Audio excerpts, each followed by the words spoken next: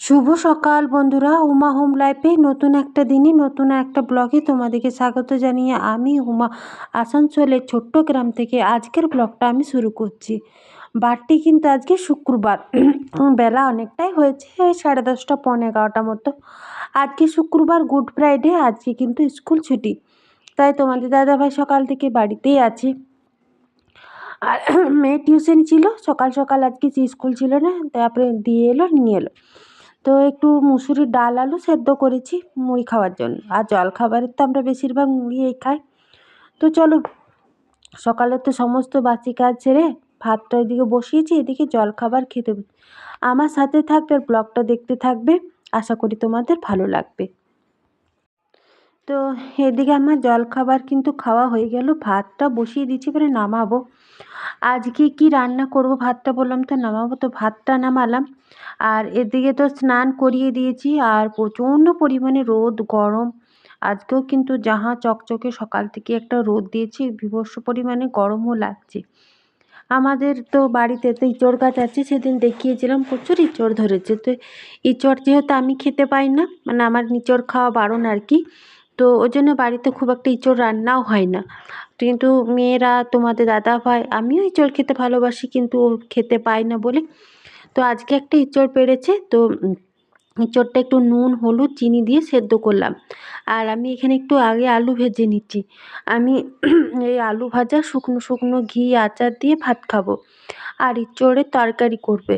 তো এঁচোড়টা সেদ্ধ হয়ে গেছে, ওইদিকে আমি পেঁয়াজ রসুন আদা টমেটো একটুখানি তোমার ওই কী বলে চারমগজ বেটে দিয়েছি। এদিকে তো মেয়েদের সামনেই পরীক্ষা, তো বড় মেয়েটা স্নান করলো, ওকে দু বোনে যদি একসাথে পড়তে বসি, পড়া কম বদমাইশি, মা দেখো বাবা দেখো ডাক দেবে, পড়বে না।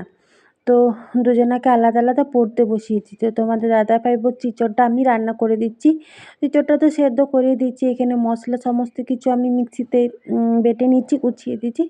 একটু তেলে মশলা দিয়ে কষালে মোটামুটি ইঁচড়ের তরকারিটা রান্না হয়ে যাবে। আর কত সুন্দর কালার এসছে দেখো ইঁচড়টা। আর গাছের ইঁচড় তো বেশ কিন্তু ভালো, খেতেও স্বাদ। তো একে একটা মাছ আঁকতে দিয়েছি, তো এ নিয়ে এখানে আঁকছে, ড্রয়িং করছে।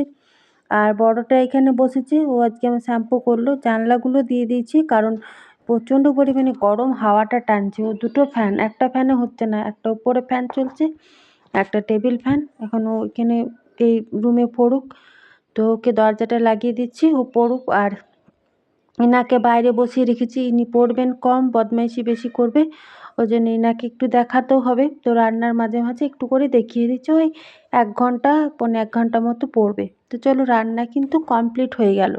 তারপরে শুয়ে একটু রেস্ট নিলাম, অনেকটাই টাইম হয়েছে। তো এখন খেয়ে নিই, খেয়ে দিয়ে বাসন টাসন সমস্ত কিছু রেখে দেবো, তারপরে শুয়ে দেবো। সেই 4টে 4:30টার সময় উঠে বাসন ধোয়া বিকেলের কাজ সেইগুলো করব। তো প্রচণ্ড বাইরে রোদ। তো চলো খাওয়া দাওয়া কমপ্লিট করে নিই। শুভ সন্ধ্যা বন্ধুরা। তো এখন বাইরে সন্ধ্যা লেগে গেছে, তো আমি এখানে গোটায় সন্ধ্যাবেলায় ঘরে সন্ধ্যা প্রদীপ দেখিয়ে দিলাম।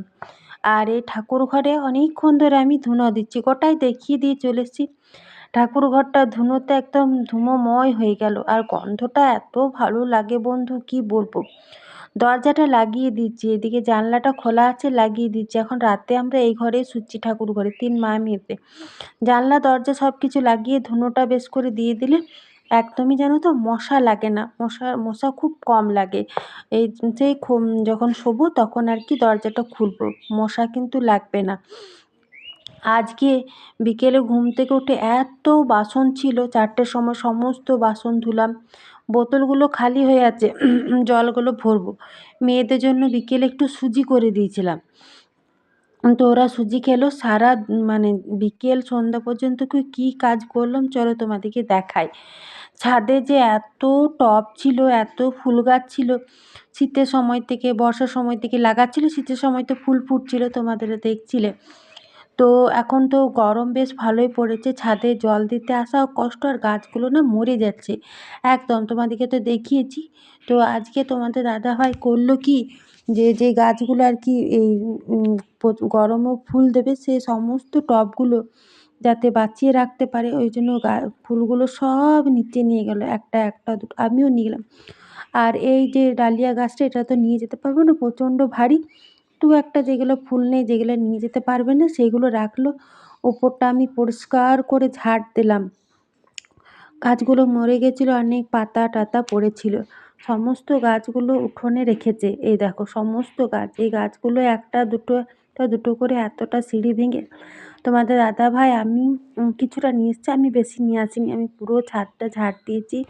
সেই 4টের সময় থেকে দুজনাতেই লেগেছি। এখন সন্ধ্যা হয়ে গেল, তারপর আমি সন্ধ্যা দিলাম। এখনও চা খাইনি, আরেকবার চা খাবো। আর এই গোলাপ গাছগুলো রোদে একদম মরে যাচ্ছে। এগুলো উঠোনে রাখলো, তারপরে 5-6 বালতি জল দিতে হলো। এখন তো ভালো করে জল দেওয়া হয়নি, গাছগুলোর অবস্থা খুবই খারাপ। তো 6 বালতি জল ধরলো। আর বাড়িতে যদি একটুকু ফুল না থাকে, ঘরে নিত্য পুজো দিতে খুব অসুবিধা হয়, তাই না বন্ধু? তো এইগুলো যেগুলো লাগিয়েছে, ছোট ছোট একটা করে ফুল ফুটেছে, সেইগুলো না মানে গরমের ফুল। আর দেখো বেলি ফুল ফুটেছে, একটা দুটো যদি বেলি ফুল ফুটে না, তো খুব সুন্দর সেন্ট উঠে জায়গাটা, জানো তো? এই দেখো এইদিকেও গাছটাতে ভরে ভরে কড়ি এসছে, এইটুকু গাছটাতে। আর গোলাপ ফুলের রোদে একদম গোলাপি কালারটা, পাতাগুলো সাদা সাদা হয়ে যাচ্ছে। তো সারা মানে 4টে থেকে একদম সন্ধ্যা পর্যন্ত এই কাজগুলো সমস্ত কিছু করলাম। এত এত গাছ এবারে উঠোনে রাখবে, এগুলো উঠোনে জল দিতেও সুবিধা। আর এখন নিচে নামালো, এইভাবে রাখবে না, গাছগুলো সব কিছু গুছিয়ে রাখবে। তো এই হলো আজকের আমাদের কাজগুলো, মানে এই কাজগুলো আর কি বিকেল থেকে করলাম। কাজগুলো তো কিছু করে হোক বাঁচিয়ে রাখতে হবে, তাই না? আর লঙ্কা গাছটা দেখলে ভরে ভরে লঙ্কা এসছে, সূর্যমুখী লঙ্কা। লঙ্কা গাছটাও নামিয়ে দিল। এই উঠানটা যেহেতু বড়ই, এই দিকটা ওই দিকটা আছে, গাছগুলো যদি ঠিকঠাক করে রাখা হয় তো সুন্দরভাবে থাকবে। আর আজ তোমার দাদা ভাইয়ের স্কুলও ছিল না, সকাল থেকে রোদের জন্য করতে পারলো না, যে এত রোদ। এই সন্ধ্যা দিকে ঠান্ডায় ঠান্ডায় কাজগুলো করতো। তো চলো, সমস্ত কাজ গেলে কিন্তু হয়ে গেল। তো ওইদিকে সমস্ত কাজ হলো। তারপরে এই দেখো আবার ছাদটা যেহেতু পরিষ্কার করেছি, তোমাদের দাদাভাই স্নান করলো, আমিও তো স্নান করে সন্ধ্যা দিয়েছিলাম। তো চা খাইনি, মেয়েরা পড়তে বসলো, ওরা তো বিকেলে সুজি খেয়েছে, ওই জন্য ওরা পড়তে বসলো। আমরা তো এত গরম লেগে গেছে, তারপরে একটু রেস্ট নিই। এদিকে চা পাঁপড় শতরঞ্জিটা পাতলাম, ছাদটা বেশ পরিষ্কার।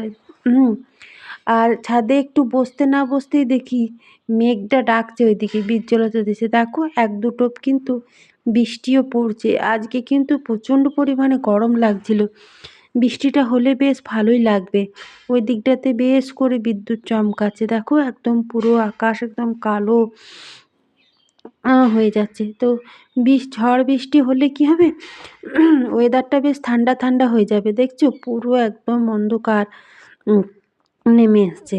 তো যদি বৃষ্টিটা হয়, তো ছাদটা যেহেতু পরিষ্কার করে ধোয়া হয়েছে, এই দেখো পরিষ্কার হয়ে যাবে। তো আজকের ভিডিওটা আমি যতটুকু পারলাম তোমাদের সাথে শেয়ার করলাম। কেমন লাগলো বন্ধু আমার ভিডিওটা অবশ্যই কমেন্টে জানিও।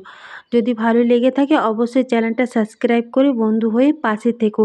তোমাদের একটা লাইক, একটা কমেন্ট, একটা সাবস্ক্রাইব কিন্তু ভিডিও করার উৎসাহ বাড়িয়ে দেয়। তোমাদের জন্যই কিন্তু আমি ভিডিও বানাই। তোমরা অবশ্যই কিন্তু আমার ভিডিওটা দেখো, কমেন্টও করো। তো এদিকে দেখছি বৃষ্টি পড়ছে, হাওয়া দিচ্ছে, বেশ ঠান্ডা ঠান্ডা, বেশ ভালো লাগছে। এই দেখো তারপরে দেখছি আবার কারেন্ট চলে গেছে। পুরো পাড়াটা একদম ঘুটঘুটে অন্ধকার দেখাচ্ছে, 1-2 জায়গায় একটা দুটো করে লাইট দেখাচ্ছে।